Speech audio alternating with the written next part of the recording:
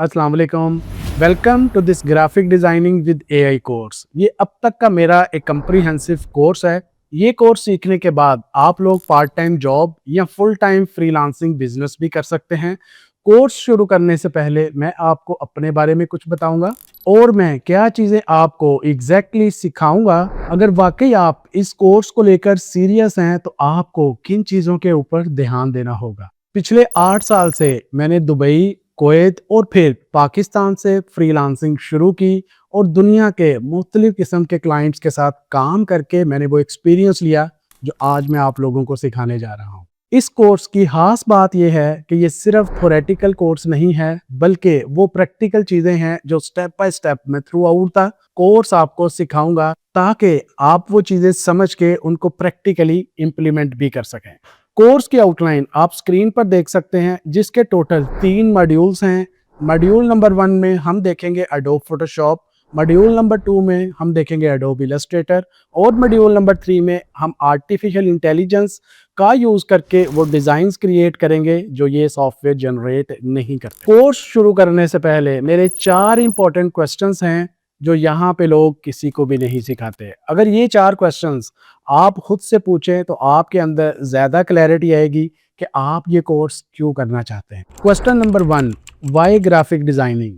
क्या ये graphic designing का कोर्स आप इसलिए सीख रहे हैं क्योंकि आपके इर्द गिर्द कुछ लोगों ने आपसे ये बोला कि ग्राफिक डिज़ाइनिंग की डिमांड है तो आप ये वाला कोर्स कर लें, या फिर आपने उन लोगों को देखा जो ग्राफिक डिज़ाइनिंग की सर्विसेज दे के पैसा कमा रहे हैं। अगर यही सवाल मुझसे पूछा जाए और यही चीज़ें मेरे सामने रखी जाएं तो मेरा जवाब होगा नहीं। उसकी रीज़न ये है कि ग्राफिक डिज़ाइनिंग के लिए सबसे जो ज़रूरी चीज़ है वो ये है कि क्या ग्राफिक डिज़ाइनिंग मैं अपने इंटरेस्ट, अपने पैशन के अकॉर्डिंग सीख रहा हूँ। अगर आप अपनी ज़िंदगी में कोई भी ऐसा डिसीजन करें जो किसी को देख के कर रहे हैं, लेकिन अगर आपके अंदर उस चीज़ का पैशन नहीं है तो आप कभी भी वो चीज़ नहीं कर पाएंगे।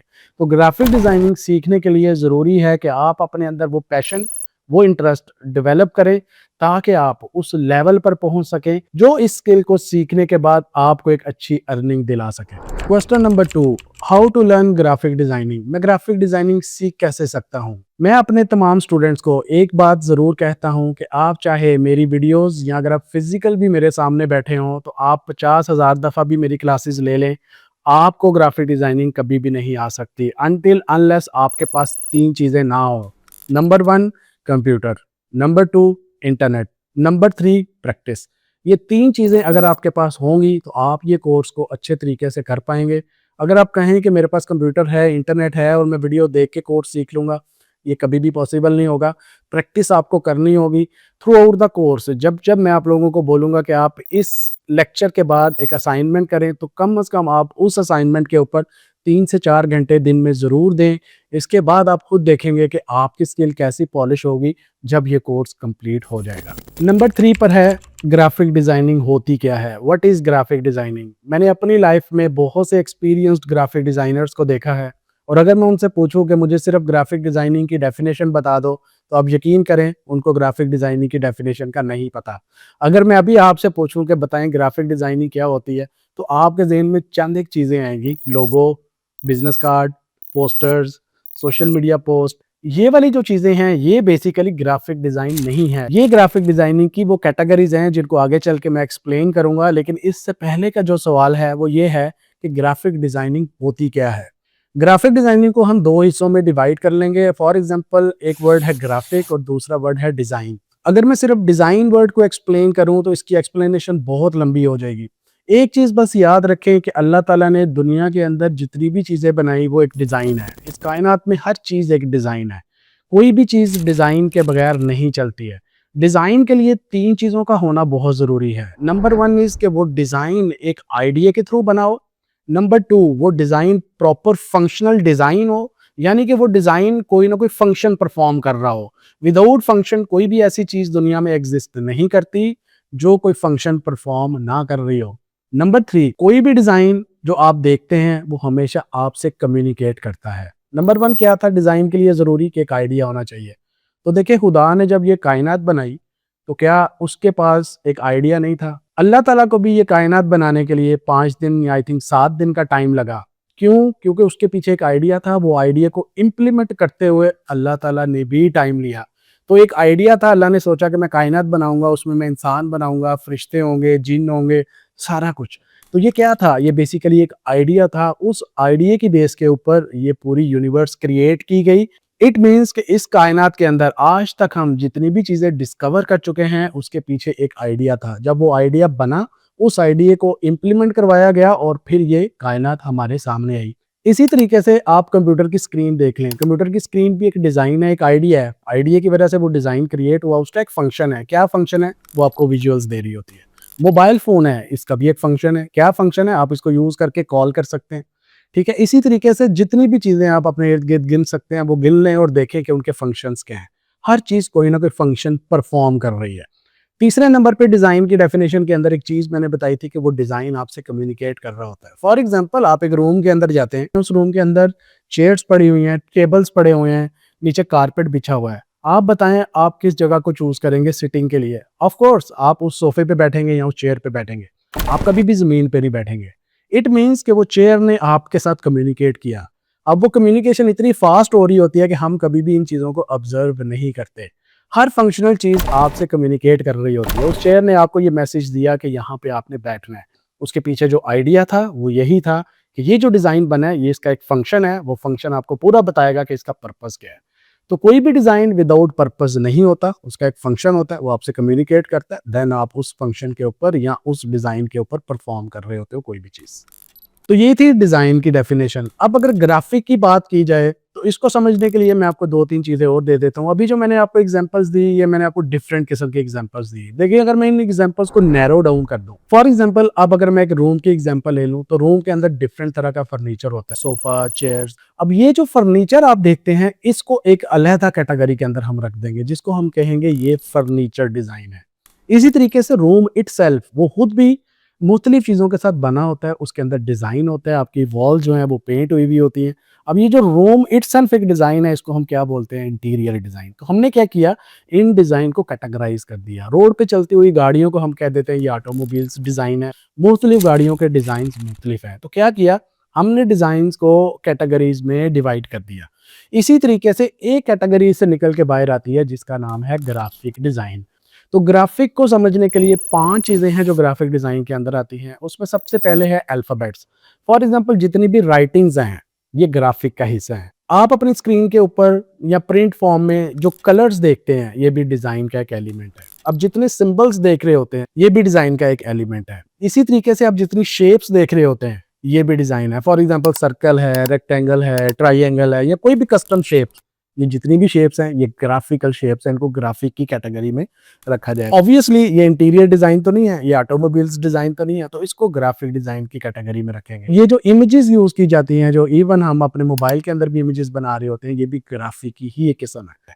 इनमें से कोई एक चीज़ या इनको कंबाइन करके जो चीज़ बनेगी, जो तैयार होगी फाइनल, जो एक फंक्शनल डिज़ाइन कहलाएगी, इसको हम कहते हैं ग्राफिक डिज़ाइन। अभी जो मैंने आपको 4-5 एलिमेंट्स बताए हैं जो ग्राफिक के अंदर आते हैं, बेसिकली यही एलिमेंट्स अगर आपको बनाने आ जाएँ तो आप ग्राफिक डिज़ाइनर कहलाएँगे। सॉफ्टवेयर सिर्फ आपको हेल्प आउट करेगा इन चीज़ों को बनाने के लिए, यानी लिखने के लिए सॉफ्टवेयर का यूज़ करेंगे, सर्कल बनाने के लिए सॉफ्टवेयर का यूज़ करेंगे, कलर फिल करने के लिए सॉफ्टवेयर का यूज़ करेंगे। तो सॉफ्टवेयर आपको डिज़ाइन नहीं बना के देगा, सॉफ्टवेयर सिर्फ आपको हेल्प करेगा जो आप उसको इंस्ट्रक्शंस देंगे। जो चीज़ बन रही है ये आपका एक आइडिया होगा। वही बात जो मैंने पहले डिज़ाइन में आपको बताई है कि जब तक आइडिया नहीं होगा कोई भी चीज़ बनेगी नहीं। खुदा के पास आइडिया था तो उसने कायनात बनाई। आपके पास भी कोई आइडिया होगा तो आप एक ग्राफिक डिज़ाइन बनाएँगे। सॉफ्टवेयर सिर्फ आपको हेल्प आउट करेगा कि आपने ये चीज़ क्रिएट कैसे करनी है। तो ये 2 चीज़ों को आपने कभी भी मिक्स अप नहीं करना। एक आइडिया, दूसरा सॉफ्टवेयर का यूज़। ये दोनों चीज़ें मिलके एक अच्छा डिज़ाइन बनाएँगी। तो इस चीज़ को आपने ज़हन में रखना है पूरे कोर्स के दौरान। इसके बाद हम आ जाते हैं कैटेगरीज पे। अब ये वो वाली चीज़ है जो हम अक्सर लोगों से पूछे कि बताओ ग्राफिक डिज़ाइनिंग क्या है? तो वो कहता है जी logo design, brochure design, poster design. तो बेसिकली वो कैटेगरीज हैं जिनको अभी मैं डिफाइन करने लगा हूँ। ग्राफिक डिजाइनिंग के अंदर कैटेगरीज हैं जो आपने बेसिकली इस कोर्स के एंड पे जाके चूज करना है कि आपने किस कैटेगरी में काम करना है। फॉर एग्जांपल, अगर मैं ग्राफिक डिजाइनर हूं तो मैं अपनी एक कैटेगरी में काम करता हूं। मैं कभी भी ग्राफिक डिजाइनिंग की फुल कैटेगरी को कवर अप नहीं कर सकता। इनिशियली ग्राफिक डिजाइनर गलती ही ये करते हैं, वो कहते हैं कि अगर मैंने ग्राफिक डिजाइनिंग का कोर्स कर लिया, अब मुझे लोगो भी बनाना आता है, मुझे पोस्टर्स भी बनाने आते हैं, मैं बैनर्स भी बना लेता हूँ, मैं थंबनेल भी डिजाइन कर लेता हूँ, वो हर चीज़ में अपने आप को एक्सपर्ट मानना शुरू कर देते हैं। हालांकि ऐसा नहीं होता। ग्राफिक डिजाइनिंग की मुख्तलिफ जो कैटेगरीज हैं उनमें आता है लोगो, उनमें आ जाता है बैनर डिज़ाइन, उनमें आ जाता है सोशल मीडिया की पोस्ट डिज़ाइन, उनमें आ जाता है वेबसाइट के लैंडिंग पेजेस, उसमें आ जाता है ब्रांडिंग, उसमें आ जाएगा आपके packaging design and so on. ये बहुत लंबी लिस्ट है। हम इस कोर्स के अंदर इन सारी कैटेगरीज को कवर अप नहीं कर सकते, तो मैंने इस कोर्स को इस तरीके से डिजाइन किया है कि हम कोर्स के एंड पे अगर कोई भी एक कैटेगरी को चूज करें तो हम उसमें काम कर सकें। तो याद रखना है आप लोगों ने, सबकी सब कैटेगरीज में कोई भी काम नहीं कर सकता। आपने एंड ऑफ द कोर्स किसी एक कैटेगरी को चूज करना है और उसमें अपने आप को स्पेशलाइज करना होगा। तो ये था इस कोर्स का इंट्रोडक्शन, जो कि काफी हेल्पफुल रहेगा थ्रू आउट द कोर्स, क्योंकि ये बेसिक कॉन्सेप्ट्स हैं जिनको आप अगर नहीं समझेंगे तो आप ग्राफिक डिजाइनिंग के अंदर कंफ्यूज रहेंगे थ्रू आउट द कोर्स। अब आ जाते हैं डिजाइन कितने किस्म के होते हैं। दो मेजर किस्में हैं डिजाइन की कि ये कहाँ पे यूज होते हैं। एक है डिजिटल डिजाइन और दूसरा है प्रिंट डिजाइन। प्रिंट डिजाइन वो वाला डिजाइन है जो आप प्रिंटेड फॉर्म में देखते हैं। For example newspaper, for example business card अगर प्रिंट हुआ मैं आपको दे दूं, वो एक डिजाइन है लेकिन वो प्रिंट फॉर्म में है। इसी तरीके से वो पोस्टर्स जो डिजाइन होते हैं और वो फिर प्रिंट होते हैं, वो प्रिंट फॉर्म में है। जो चीजें आप स्क्रीन पे देख रहे होते हैं अपने मोबाइल स्क्रीन पे, कंप्यूटर स्क्रीन पे, वो सारे डिजाइन डिजिटल डिजाइन कहलाते हैं जो कि प्रिंट नहीं होते। तो जो चीज प्रिंटेड फॉर्म में आपके सामने है वो प्रिंट डिजाइन है, वो चीज जो आप सिर्फ स्क्रीन पे देख रहे हैं वो डिजिटल डिजाइन है। अब दो सॉफ्टवेयर हम सीखेंगे, एडोब फोटोशॉप और एडोब इलस्ट्रेटर। अभी के लिए सिर्फ यहीं पे रुकते हैं और मैं आपको बताता हूं कि फोटोशॉप को कब यूज करेंगे और इलस्ट्रेटर को कब यूज करेंगे। जब भी आपने कोई डिजाइन प्रिंट के लिए बनाना है, यानी प्रिंट मीडिया जो भी होगा, वो डिजाइन हम कोशिश करते हैं कि इलस्ट्रेटर पर बनाया जाए। वो डिजाइन जो सिर्फ स्क्रीन पे यूज होने हैं, जो इमेज फॉर्म में होते हैं, पिक्सल्स की फॉर्म में होते हैं, उनको हम फोटोशॉप में बनाएंगे। अभी के लिए सिर्फ आप इतना कॉन्सेप्ट अपने ज़हन में रख लें। आगे जाके मैं इन दोनों में और भी फर्क बताऊंगा कि इलस्ट्रेटर में और फोटोशॉप में एक्चुअल और कितने डिफरेंसेस हैं। ये इंशाल्लाह नेक्स्ट क्लासेस के अंदर हम इस चीज को भी क्लियर कर। सिर्फ ये एक शॉर्ट सा इंट्रोडक्शन था। अगर आप इन चीजों को अच्छे से समझ के इस कोर्स का इनिशिएट करेंगे तो यकीनन आपका ये कोर्स बहुत स्मूथ जाएगा। Thank you so much. मिलते हैं अगली क्लास में।